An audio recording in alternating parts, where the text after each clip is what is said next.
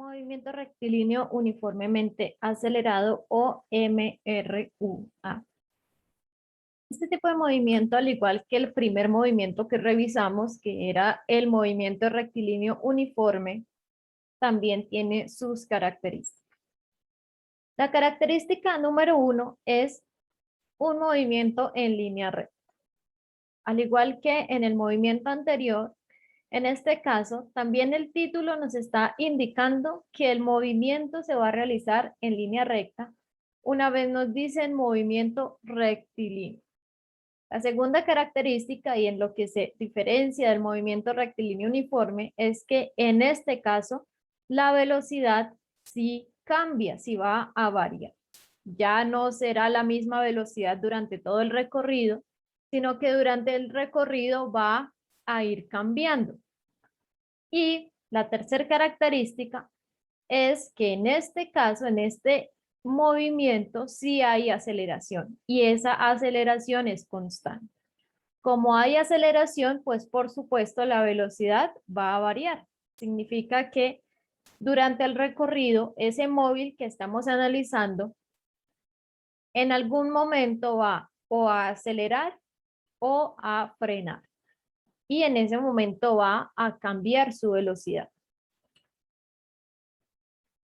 Para este movimiento ya hay más de una ecuación, cada una de ellas se utiliza para calcular diferentes magnitudes. Por ejemplo, la primera ecuación que tenemos nos dice x sub f, nosotros ya sabemos que x sub f es la posición final, es igual a x sub 0 más velocidad inicial por tiempo, más un medio de la aceleración por el tiempo al cuadrado.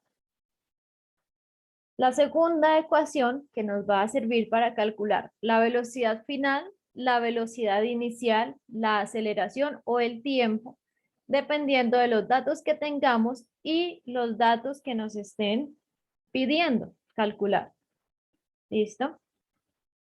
Cuando nos den información, por ejemplo, en la segunda ecuación, si nos dan información de la velocidad final, que es v sub f, la velocidad inicial, que es v sub 0, la aceleración, y nos piden calcular el tiempo, lo que debemos hacer es un despeje de esa ecuación con el fin de que el tiempo nos quede a un lado de esta igualdad solito y así poder reemplazar los valores que nos están dando y obtener el tiempo.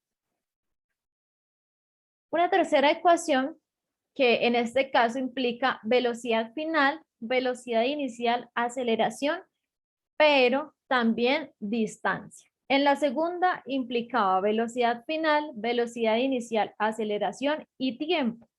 Entonces, dependiendo de los datos que nos estén dando y de los datos que nosotros vamos a calcular, pues escogemos una de esas tres ecuaciones. Y pues acá a nuestra derecha está x sub f, que es la posición final, x sub 0, que corresponde a la posición inicial, a, que es aceleración, t, que va a ser el tiempo, v sub f, velocidad final, y v sub 0, velocidad inicial. Recuerden que en este movimiento ya la velocidad inicial es diferente a la velocidad final porque ya existe la aceleración, que es el cambio en la velocidad durante cierto tiempo.